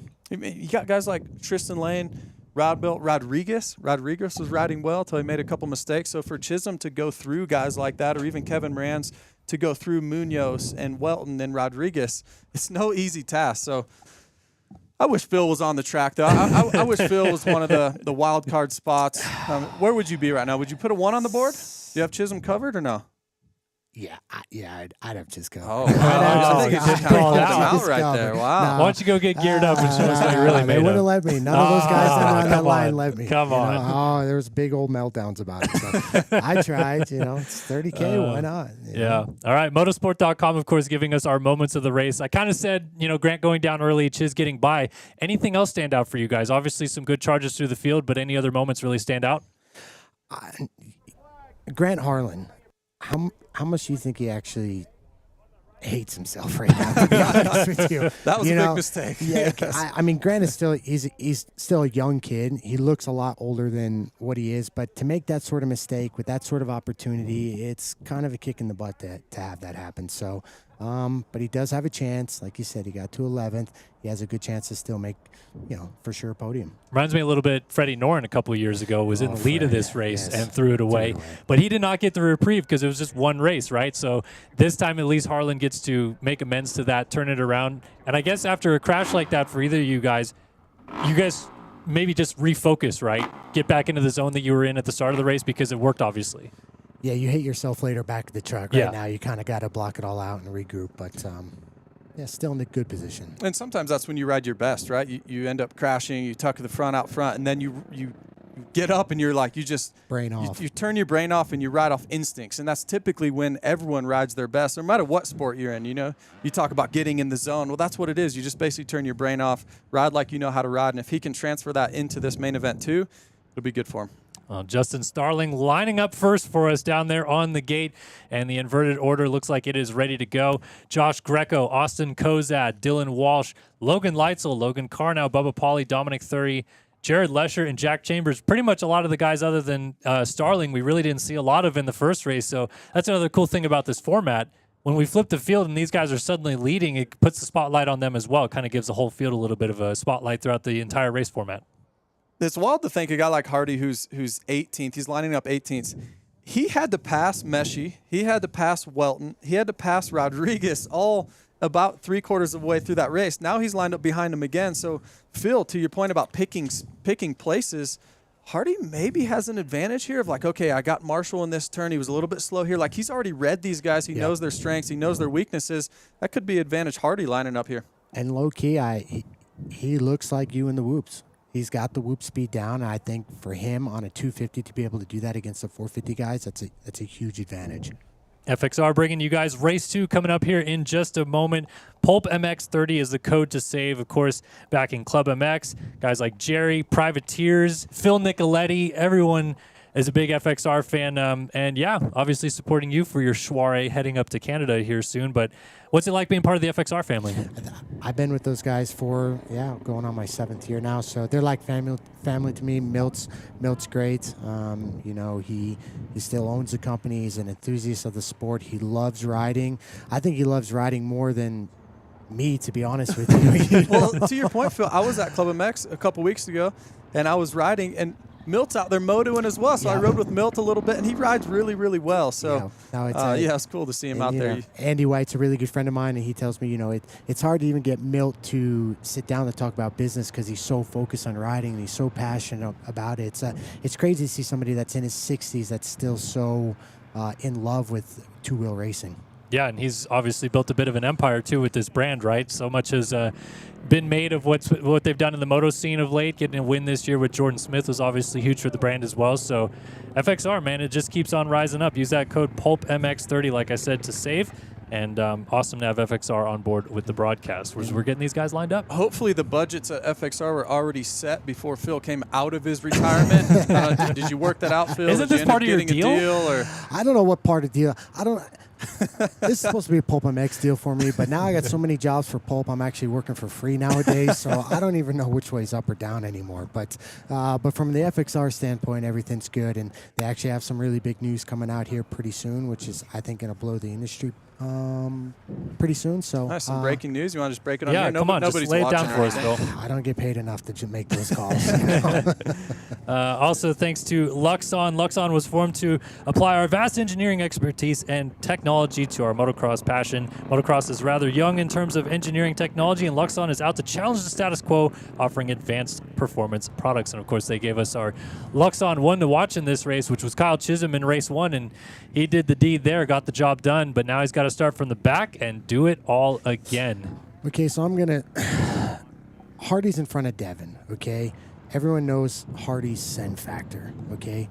If you're Devin, do you just sit behind Hardy and try and pounce on the mistake if Hardy does run it in on another 450 guy? Because, I mean, Hardy could go down, maybe take one extra person down with him, and Devin could get a 2-for-1 special. Well, yeah, but you don't want to get caught up in it, right? Like, that's the hard part. Also, is going to be hard for Devin to pass Hardy. Like you said, we've talked about it all show, just how much speed Hardy has had. But I'm just watching... There on your screen, this line is almost the whole length of the start straight. So I'm just doing in my head from Starling to Chisholm across the white line on the finish line. Like, how many seconds is Chiz going to be back, you think? Is he already going to have a 10-second deficit or something like that? It's going to be a big deficit, yeah. It is going to be a long time because, you think that they all go at once, but the reality is they kind of all like stop, go a little bit as the green flag waves. And obviously you can't pass before that white line either. So everyone's kind of slowing down a little bit, making sure they're all good there. And this could open up quite a bit. Chiz is going to have his work cut out for him in this race. Yeah, there's no doubt about that. There you see all the guys right there getting ready to go. And you want to talk about being nervous before the first gate drop? I think I'd be more nervous for this, Phil, just because you're so close. There's so much on the line. The only thing now, you do know the track. So that's one part that you're not as nervous about, but I'm sure heart rates are... What was your heart rate sitting right here right now? 130, 140, something like that? About 140. Yeah, it's crazy to think, for everyone watching, just sitting there. You look down at your heart rate monitor, and you know, if you're on the line with other guys, you're like trying to hide it because like, I don't want him to see I'm already 140 right now before the gates even drop. So...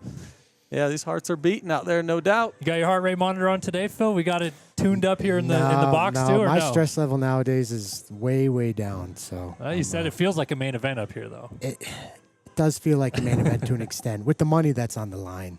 All right, looks like we are getting these guys fired up and ready to go. That 30 card is going to go up in just a moment, and we'll be off for race 2 of the Yamaha PulpMX LCQ Challenge. Justin Starling leading them down, but of course, 2-moto format, lowest score wins based on Olympic scoring. So at the end of this, as we saw with Josh Hill last year, a 210 got the job done. What's the number going to be today? I'm going to have to go around about the same. But right now I'm looking at that staggered line, and people can't really see it off screen, but everyone's lined up in a certain way. But I'm looking at Moran's, and he's lined up a different way than everybody else. Got that angle down to the side a little bit. Yeah, trying to make a quick snipe pass as they get across the line. But here we go. 30 card is up. It's just about to go sideways, and then the green flag will wave, sending these guys back into turn 1. There we go. 30 cards sideways. Starling looking over the flag, and we're racing again. Dude. Race 2. Wait, Moran. Whoa. We've got a lot of people making passes. And I think that was Schlosser there in the back going down. I don't even know what just went on. That was chaos. A lot of guys going down. Is there any rules? There's no rules to that, right? There is no rules. It's Nom out here. I mean, we're just racing for fun. All right, Starling gets away with the early race lead. Looks like it is still green. Greco in second, Leitzel third, and Munoz was down out of turn number 2. Looks like another crash. Rodbell down. So we've already got a lot of passes being made. A lot of guys not doing the Supercross triple back there. But Justin Starling getting the lead early and pulling away. Look at Chiz. He's already making quite a few moves. Scott Meshy just ahead of him as they try to jump by Bubba Pauly. And so many guys so close together. This is just like bunching the field together so fast. And Hardy's dropped way back as well. Only Schlosser's behind him, so he has got a lot of work to do. So chaos to start main event 2. Yeah, you're going to have to let all the chaos kind of weed its way out the first 2-3 laps and let things kind of settle in before you really start Rodriguez was the rider that laid it down coming onto the start straight, so he is now at the tail end of the field. Schlosser picked it up. They've all gone by. It looks like, I think that is, not sure if that was Greco that was already slowing down on the side. I don't think so, but either way, Leitzel moves up into second. It is Walsh now third, Carr now fourth, and then the 35 of Marshall Welton rounds out the top 5. So we're starting to get some scores coming in. 2-8 right now for Kevin Moranz is in the catbird seat to try to get this thing done, but it is going to shuffle every single lap. Here comes Hardy right there on your screen. He was trying to make some moves around Chisholm. Chisholm not able to do the triple right there. You see Hardy up the inside of a KTM there. Didn't see the number on that, but it's like Chisholm right now in 15th.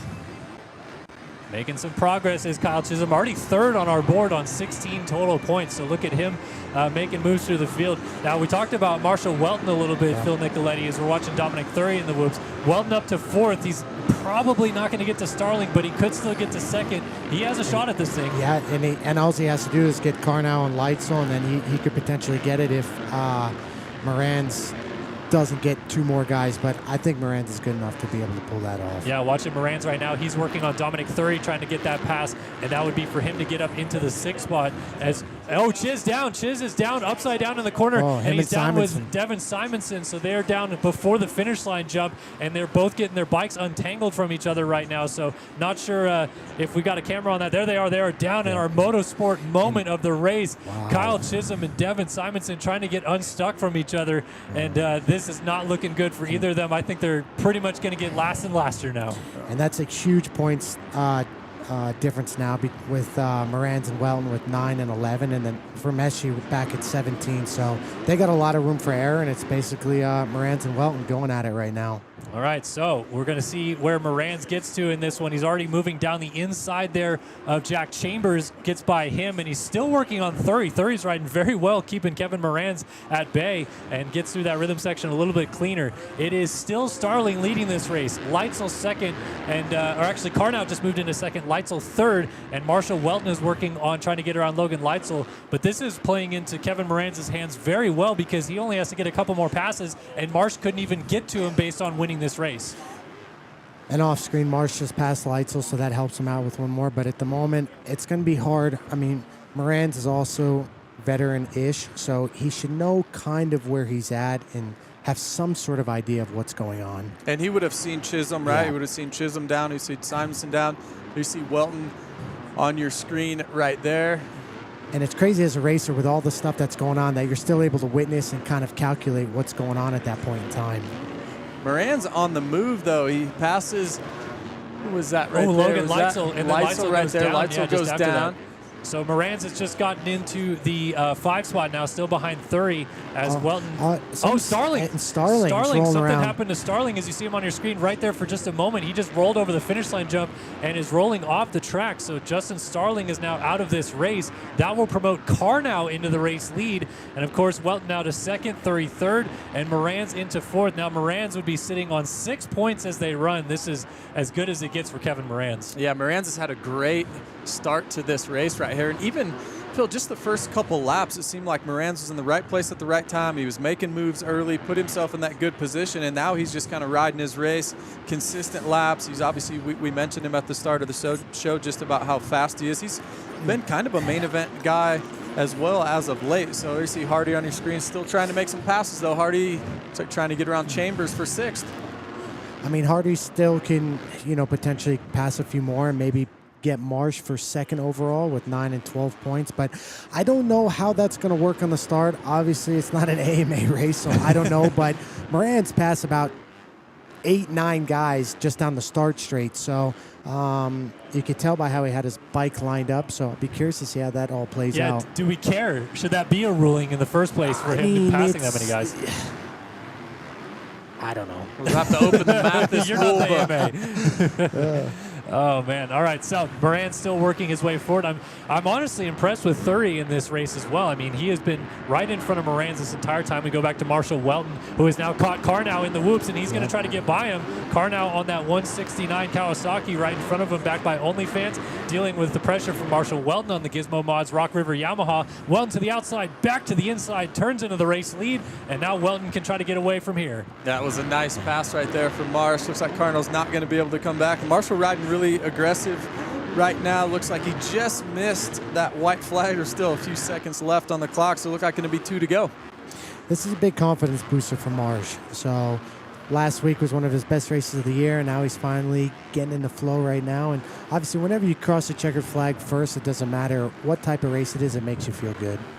Yeah, I'm going to collect a big payday as well. We keep talking about the winner, but how about a guy like Munoz in 3rd overall right now? A guy like Schlosser in 4th, and he's going to collect a big, big payday here today. Well, one thing I want to mention about what you just talked about with Hardy Munoz right there, but Grant Harlan just ahead of him, they are catching Kevin Moran's, and if they could both get around Moran's, that would obviously promote Welton into a position to win this overall, and it's starting to tighten up a little bit because look at Moran's, he's maybe even got the pit board this time by letting him know, hey man, you got to get going. You got some pressure from behind.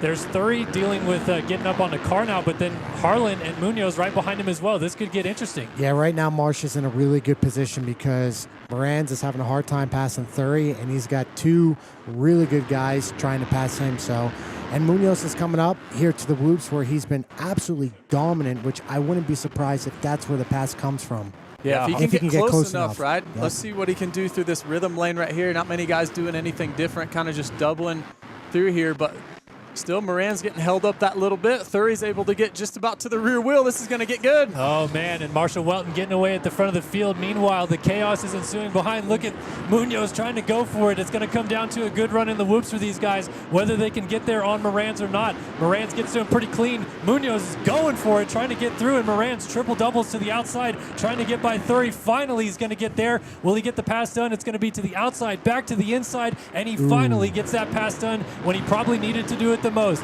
Meanwhile, up front, Marshall Welton takes it to the checkered flag. Marshall Welton wins race 2 of the PulpMX LCQ Challenge, but it's going to be Kevin Moran's. Looks like going 2-2 at the end of this. He is going to win the overall with a low score of 4, coming from almost the very back of the pack in this one, all the way back to 2nd. I'm actually baffled that it's a 4-4 win, or 4 points wins it this year, 12 points last year.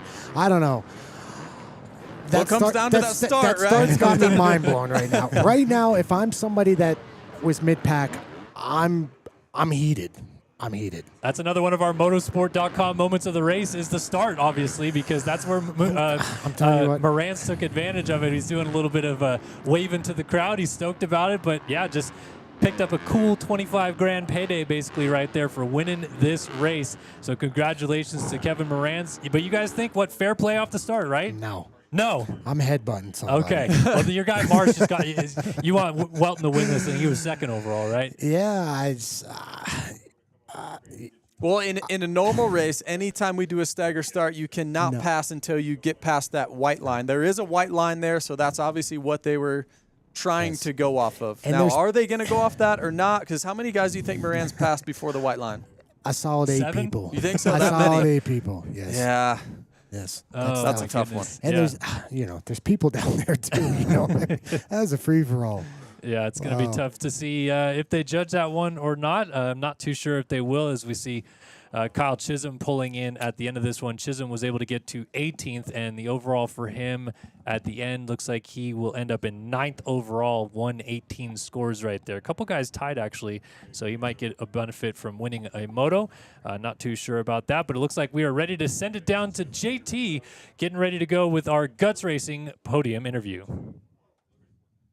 Thanks, guys. Kevin Moran's, you got the job done. I don't know if you saw, but Kyle Chisholm went down there, and this race and format's so strange. You never know if you know where you're at or where positioning is, but Tell us what this means. It's a lot of money for the Privateers, and a little bit about your race as well. Yeah, no, biggest thing is, Jerry Robin, dude, you're all in our thoughts. I want to do as much as I can. I know Chiz was racing for you specifically. I actually saw him roll onto the triple afterwards. I was like, oh, what's going on? And he pulled off. But I think Welton or Walsh, one of the two, was given 10% of their winnings to Jerry. I told Steve I'd do that too, so I've got 10% going to you, Jerry. Happy we were able to get it done, get you a little more. Obviously, I wish Chiz honestly would have won to give you everything, but no, it's been awesome, dude. My team, everything's been so great this year. Building-wise compared to last year, had 2 concussions right off the rip last year. Couldn't get my feet under me. I feel like I'm not even to where I can be. We're just trying to prove ourselves and build the team. Like, obviously, as a privateer, dude, I've got a semi, more or less, a Renegade race hauler. We're looking to move to a semi, and that's large part due to Champion Tool Storage, G-Bo, KTM jumping on board a little bit. We got Blue Iron Foundation and Soaring. Ground Force as well. He's been huge. So, no, it's just been awesome. Race was gnarly, dude. Like, first one, Chiz got out front, and I was like, started like 5th, made my way up into 2nd, just kind of rode behind him, honestly. 1, he was doing a 3 over here. I wasn't ready to do yet. It's a little soft, sandy, being pressed and whatnot. So I let him take it. Obviously, I wanted him to kind of win the situation, but I didn't have the match for him. And then that last one, they said right before we took off, staggered start, he's like, as soon as we wave, you guys can do whatever you want. You guys don't have to wait for them to get the corner. And I saw them lining everybody up with their tire to the right of the rear wheel. So I was like, bro, I'm scooting back, going left. They're all going to get caught up and have to wait straight down. So, like, I even told Chiz I was doing before, too. And Simonson caught onto it right before we took off, did the exact same thing. I was like, dang it, Simonson. But, yeah, slipped around and then had to make quick passes. That was the biggest thing. So my aggression was great, and I got to give it up to my team. My mom and dad who are out here, Jackson, my mechanic, Justin, the truck driver, and one came to me the line, Noah for doing the vlogs. Just everybody a part of our program. It's been awesome, and yeah, happy to get some of this done and put a little funding back into the program, maybe do some outdoors, and give a little back to Jerry. Great job, man. Yep. All right. Thanks, JT, for that. And, of course, thanks, Guts Racing, as well, for backing the podium interviews. Well, there you have it. Right from the horse's mouth, Kevin Moran says that down there they did not say he could not do it, and he did it. So he took advantage of maybe a little bit of a loophole here today. Outlaw rules. Yeah, anything goes. And good on him, right? If they did say that, which it sounds like they did, move your wheel to the left and go up the inside. A little bit of racer IQ. So wrapping this thing up, of course, now, was that expected? Did we expect to see such a low score today as well? I mean, a 2-2 on the board when you have to come all the way from the back is insane, but the rest of the scores even were lower sometimes than last year, with Hill winning on 12 points. Marshall Welton gets second on 8 points. I think Munoz or someone up there with third on 10 points. So low scores today. Very interesting, right? Yeah, I think obviously the low scores came from that start. I don't know what happened from this year to last year, but obviously they came up with something different. So, yeah. All right, we're going to throw it back down to JT for another interview. Well, these guys are chatting it up here, but Marshall Welton, you win race 2. You get second overall. Talk to us about the race. Kevin gave us the entire breakdown of the whole day, but no, it's obviously a great thing that Steve Matz, the PulpMX, have put on, and Yamaha and everybody, but talk to us about your individual experience here. Yeah, this is actually my 3rd year being able to do this race every year. It's been really great for me. It's been, these privateer struggles are real. I got a great support group behind me, and it's just one of those little bonuses that makes life a little bit easier at the end of the day. And I'm really grateful for Steve and Yamaha and everybody just helping us out, putting this whole thing on. And yeah, I mean, we all know about Jerry, and I'm definitely giving a good percentage of this win to him, and he deserves. He's a good friend of mine. So overall, it was a tough race, though. Just a lot of sand in the track. So with that breaking down, you just don't know where it's going to catch and where you're going to get traction. Yeah. Great job. We're going to roll right into 3rd overall. Hardy Munoz on a 250. I think a lot of people are cheering for you for lots of reasons. You definitely are pretty loose out there. I think it's an interesting experience every single weekend, but your riding has improved so much on Saturdays, and I think this 3rd place here today was a sign of that. Yeah, I think I'm not close yet to what I do in practice, to be honest. We're still working on bringing the speed up at the races. This race was definitely awesome. It's my first time here, got invited. The format is just super fun. You do a great first moto, and the second moto it gets a little harder. I had a crash on the second turn, so I came from last. But with the altitude, it's also hard, really hard on the 250. But now happy being here, and thank you guys for doing this. This is awesome for the privateers. Great job. We'll send it back to the booth. Thanks, JT, for that. And again, thanks, Guts Racing, being on board with these podium interviews down there. All right, final thoughts from this today, guys. Awesome Yamaha PulpMX LCQ challenge, and a lot of money given out to those guys down there. But everyone kind of leaves here a bit of a winner, and it's really cool that this is an event we get to see every year now, right? Yeah, I'm very jealous, as a racer that 15 years ago, this wasn't around when I was struggling really bad. So it's awesome that Steve does this. Like, he doesn't need to do this, and it's a lot of stress. And yeah, I'm very appreciative, and I'm not even doing the race, so it's very cool. JB? Yeah, just shout out to Steve and everyone at Pulp, obviously putting this on. There you see the podium right there. Moran's taking a big check home. Pretty cool. Pretty cool indeed. Big thanks, of course, to Racetech, Yamaha, Luxon, FXR, Motorsport, Guts, Fox Factory Trucks, all backing the program here today. Hey, you guys can still enter as well. Go to PulpMX.com. That is PulpMX.com/LCQ Challenge. You guys can enter this all the way through Monday, and then the winner of the Yamaha YZ450F will be announced on Monday night's PulpMX show, so you don't want to miss that as well if you are getting involved in the raffle. And that's going to do it for us here today at the Yamaha PulpMX LCQ Challenge. For Kellen Brower, for Phil Nicoletti, for Justin Brayton, we thank you guys for tuning in here on Vurbmoto to watch the action here today. And thanks for tuning in. Congrats to Kevin Morans on winning the race.